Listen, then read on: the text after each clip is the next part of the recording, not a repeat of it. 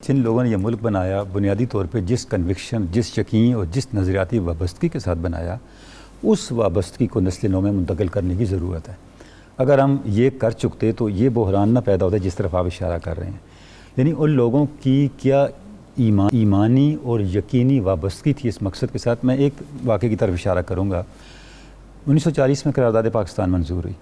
ये इस तरह अचानक नहीं हो गया, इसके पीछे एक बड़ा पस मंज़र है कि कायद आज़म इस मंज़र तक कैसे पहुँचे। 1939 में जबलपुर में कांग्रेस ने एक जलसा किया अपने 52 साल पूरे होने पर, और उस जलसे में 52 हाथियों पर अपने लीडर्स को बिठा के लाए। अच्छा, दबदबा कायम करने के लिए लोगों पर कि हम अब यहाँ पर कांग्रेस के एजेंडे के ख़िलाफ़ काम करने वालों का कुछ वजूद बाकी नहीं छोड़ेंगे। उस पर कमेंट किया मौलाना अब्दुल हामिद बदायूनी ने। क्या कमेंट किया? उन्होंने फरमाया ये अस्हाबे फील हैं। आप मेरे मुंह में अलम तारा कैफ फ़अल रब्बुका बिअस्हाबिल फील।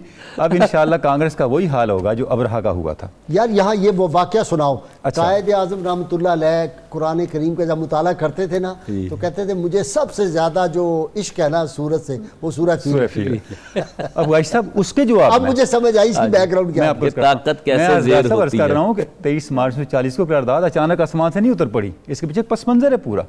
उसके जवाब में जबलपुर में ही मौलाना अब्दुल हामिद बदायूनी, मुफ्ती बुरहानुद्दीन, नईमुद्दीन मुरादाबादी, इन सब लोगों ने ऑल इंडिया मुस्लिम लीग का जो ब्रांच थी जबलपुर की, उसका जलसा किया 1 जनवरी से 3 जनवरी तक। 3 रोज़ा। कमाल है। और उसके अंदर फिर उन्होंने इसके ऊपर इसका रद्द किया और एक नारा दिया कि राम राज ज़ेर साया टाम राज, ये नाकाबिले कबूल है हमारे लिए। यानी मैंने शुरू में एक जुमला रस किया था, ये वो लोग थे जो कायद आज़म के सियासी साथी भी थे, नज़रियाती साथी भी थे। ऐसा ही है। अब आप देखें उन्होंने अवामी सतह पे जाके किस तरह उस चीज़ को हिट किया। हाँ। और पीछे 37 की वो सारी कांग्रेसी वजारतों का वो सारा माहौल मौजूद था।